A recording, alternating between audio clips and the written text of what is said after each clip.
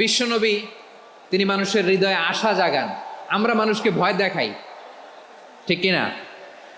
আমরা ইসলামকে এমন কঠিনভাবে উপস্থাপন করি, মানুষ ভয় পেয়ে যায়। বিশ্বনবী মানুষকে ভয় দেখাতেন না, তিনি আশা দিতেন, ভরসা দিতেন। কানা রাসূলুল্লাহ সাল্লাল্লাহু আলাইহি ওয়াসাল্লাম ইযা বাআসা আহাদান মিন আসহাবিহি ফি আমরিহি কানা ইয়াকুল বাশশিরু ওয়ালা তুনাফিরু ইয়াসসিরু ওয়ালা তুআসসিরু। কাউকে কোনো দায়িত্ব দিয়ে পাঠালে সাহাবাদেরকে তিনি বলে দিতেন প্রত্যেককে যে বাশশিরু ওয়ালা তুনাফিরু, মানুষকে সুসংবাদ দিও, দিন থেকে ভাগিও না, সহজভাবে ইসলামকে উপস্থাপন করো, ইসলামের শিক্ষাটাকে জটিল করে উপস্থাপন করো না। সুবহানাল্লাহ, কত চমৎকার, কত সুন্দর আমাদের ধর্ম। তিনি বলেছেন সহজ করো, কঠিন করো না, সুসংবাদ দাও, মানুষকে দিন থেকে ভাগিও না। সুবহানাল্লাহ বলেন। তাহলে বিশ্বনবী মানুষকে জান্নাতের সুসংবাদ দিয়েছেন। He was the bearer of glad tidings, জান্নাতের সুসংবাদদাতা। তিনি এমনভাবে জান্নাতের নাজ নেয়ামতের চিত্রায়িত করেছেন, উপস্থাপন করেছেন, সাহাবাদেরকে তিনি জান্নাতের পাগল বানিয়ে ছেড়েছেন। পড়েন সুবহানাল্লাহ। আমরা তো টাকার পাগল, ক্ষমতার পাগল, দাপটের পাগল। বিশ্বনবীর সাহাবারা ছিলেন আল্লাহর জান্নাতের পাগল। কিসের পাগল? আমরাও আল্লাহর জান্নাতের পাগল হতে চাই কি চাই না? সবাই বলুন, জান্নাতের পাগল হতে চাই কি চাই না? বিশ্বনবী সাহাবাদেরকে জান্নাতের পাগল বানিয়েছেন। এসো কোরআনের ছায়া তোলে সমবেত হই, এসো আল্লাহ রাসূলের অনুগত হই। আওয়াজ করে তাকবীর দেন, আওয়াজ করে পড়েন লিল্লাহে তাকবীর। আরো জোরে আওয়াজ করে পড়তে হবে লিল্লাহে তাকবীর, লিল্লাহে তাকবীর। আমার প্রিয় সিলেটবাসী, আমার দিকে তাকান, আমার দিকে তাকান। জি, এরকম গ্যাদারিং হইলে পাবলিক ইভেন্ট বন্ধই করে দিতে হবে আমাদের। আমার দিকে তাকান। তাহলে আল্লাহ তাআলা বিশ্বনবীর 5টি বৈশিষ্ট্যের কথা বলেছেন। একটি বৈশিষ্ট্যের ব্যাপারে আমরা জানলাম, তিনি হচ্ছেন শাহিদ, সাক্ষ্যদাতা, সবার উপরে সাক্ষ্যদাতা। 2 নম্বর বৈশিষ্ট্য হচ্ছে মুবাশশিরা, তিনি সুসংবাদদাতা। সিলেটবাসী আওয়াজ করে আমার সাথে বলো, মুবাশশিরা মানে সুসংবাদদাতা। তিনি আল্লাহর রহমতের সুসংবাদ দেন, তিনি জান্নাতের সুসংবাদ দেন। এই উম্মতের মধ্য থেকে যারা গাফেল, যারা অবাধ্য, যারা সীমালঙ্ঘনকারী, তাদেরকে বিশ্বনবী আল্লাহর রহমতের সুসংবাদ দেন। তিনি বুঝান আল্লাহর দরবার 24/7, 24 ঘন্টা খোলা। আপনি যত বড় পাপী হন, আপনি যতই অন্যায় করেন না কেন, আল্লাহর রহমতের দরিয়া, আল্লাহর রহমতের দরজা আপনার জন্য খোলা আছে না নাই? জায়নামাজটা বিছিয়ে দেন, চোখের পানি ছেড়ে দেন, 2 রাকাত নামাজ পড়ে সেজদায় লুটিয়ে পড়ে কাঁদেন। যত গুনাহ আপনার হোক না কেন, আপনার গুনাহ মাফ করে কবুল করে নিবে কে? মুবাশশিরাম বিরাহমাতিল্লাহ। বিশ্বনবী তিনি সুসংবাদদাতা, বেয়ারার অফ গ্ল্যাড টাইডিংস, সুসংবাদ দেন।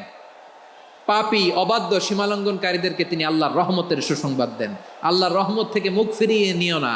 তিনি যে কত দয়ালু, তিনি যে তোমারে কত ভালোবাসে তুমি জানোই না। আমি আমাকে যত বেশি ভালোবাসি, তার চেয়েও আমাকে বেশি ভালোবাসে কে?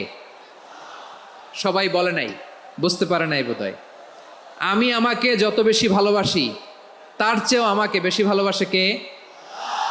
আমার মাতা পিতা আমাকে যত ভালোবাসে, তার চেয়েও আমাকে বেশি ভালোবাসে কে? আমার প্রিয়তমা স্ত্রী আমাকে যত বেশি ভালোবাসে, তার চেয়েও আমাকে বেশি ভালোবাসে কে? মুবাশশিরাম বিরাহমাতিল্লাহ, তিনি আল্লাহর রহমতের সুসংবাদ দেন। আল্লাহর রহমতের শেষ নাই, আল্লাহর ভালোবাসার শেষ নাই। ও মুবাশশিরাম বিল জান্নাহ, তিনি জান্নাতের সুসংবাদ দেন। এই উম্মতের মধ্য থেকে যারা আল্লাহওয়ালা, যারা প্র্যাকটিসিং, যারা ইমানদার, তাদেরকে বিশ্বনবী জান্নাতের সুসংবাদ দেন। আওয়াজ করে পড়েন সুবহানাল্লাহ। এজন্য রব্বুল আলামিন বিশ্বনবীর পরিচয় অন্য আয়াতে এভাবে তুলে ধরেন, ওয়ামা আরসালনাকা ইল্লা কাফাতান লিন্নাসি বাশীরাও ওয়া নাযীরা। নবী হে, আমি গোটা জগৎবাসীর জন্য আপনাকে সুসংবাদদাতা এবং সতর্ককারী করে জমিনে প্রেরণ করেছি। মুবাশশিরাম বিল জান্নাহ, তিনি জান্নাতের সুসংবাদ দেন, তিনি আশা জাগান। নবীর কথা শুনলে মানুষ বুকে আশা ফিরে পায়। আমার নবী কাউকে হতাশ করেন না। হতাশা বিশ্বনবীর ডিকশনারিতে নাই। তিনি মানুষকে আশাবাদী করে তোলেন। বিশ্বনবীর কথা শুনলে মানুষের হৃদয় নরম হয়, তারা আশা ফিরে পায়। বিশ্বনবীর মুখ নিঃসৃত পবিত্র প্রতিটি কথাই আশা জাগানিয়া। সুবহানাল্লাহ পড়েন। আপনি প্রিয় নবীর মুখ নিঃসৃত বাণীগুলো পড়েন, কথামালাগুলো শোনেন, দেখবেন আশা পাবেন, বুকে আশা পাবেন, ভালোবাসা পাবেন। কারণ তিনি এমন সত্তা, এমন পার্সোনালিটি, তার কথা শুনলে হৃদয় নরম হয়ে যায়। মনে হয় হৃদয় খুলে তারে দিয়ে দেই, সব কথা যেন তারে বলা যায়। আওয়াজ করে বলেন ঠিক কিনা? তোমাদের এই ভালোবাসার জন্য যদি আমি কথাই বলতে না পারি, দুইটা বাক্য যদি আমি শোনাতে না পারি, কোথাও বসতে না পারি, দাঁড়াতে না পারি, তাইলে এই ভালোবাসা দিয়ে কিছু হবে? হ্যাঁ, তোমাদের শুরুতেই তো বললাম রেসপন্সিবল হইতে হবে। এখানে নিঝুম নিস্তব্ধ একটা পরিবেশ লাগবে কথা বলবার জন্য। মার্শাল্লাহ, তো ঠান্ডা হয়ে গেছে। হ্যাঁ, বিশাল মাঠ। আমি তো বাংলাদেশের অলমোস্ট অধিকাংশ জেলায় গিয়েছি। এই এমসি কলেজের ময়দানের মতো মাঠ আমার চোখে আর পড়ে নাই বাংলাদেশ। এত বড় ময়দান, এই পুরো ময়দানে লাইটিং করে ওনারা ব্যবস্থাপনা করেছেন, এলইডি স্ক্রিন দিয়েছেন যাতে করে দূর দূরান্ত থেকে দেখা যায়। এখন আমাকে সবাই যদি কাছে থেকে দেখতে চাও, কাছে থেকে দেখে দেখে লক্ষ লক্ষ মানুষ, 5 লাখ 10 লাখ লোক কি কাছে বসে দেখতে পারবে? তো এতটুকু স্যাক্রিফাইস তো করতে হবে তোমাদের। হ্যাঁ, ঠান্ডা হয়েছে, ঠিক আছে, মাশাআল্লাহ। হ্যাঁ, এই কয়েকজন শুধু, হ্যাঁ বসে যাও। আল্লাহর ওয়াস্তে আমি সবাইকে দেখতে পাচ্ছি, আল্লাহর ওয়াস্তে মেহেরবানি করে চুপ থাকো। প্রিয় ভাইরা, উপস্থাপন করো, ইসলামের শিক্ষাটাকে জটিল করে উপস্থাপন করো না। সুবহানাল্লাহ, কত চমৎকার, কত সুন্দর আমাদের ধর্ম।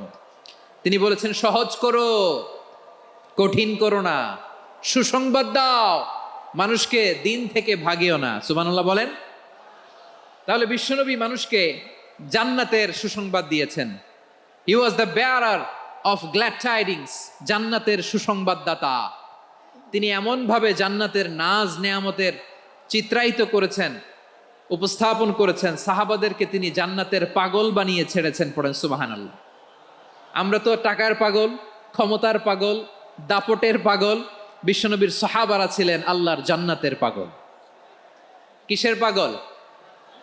আমরাও আল্লাহর জান্নাতের পাগল হতে চাই কি চাই না? সবাই বলুন, জান্নাতের পাগল হতে চাই কি চাই না? বিশ্বনবী সাহাবাদেরকে জান্নাতের পাগল বানিয়েছেন। এসো কোরআনের ছায়া তলে সমবেত হই, এসো আল্লাহ রাসূলের অনুগত হই।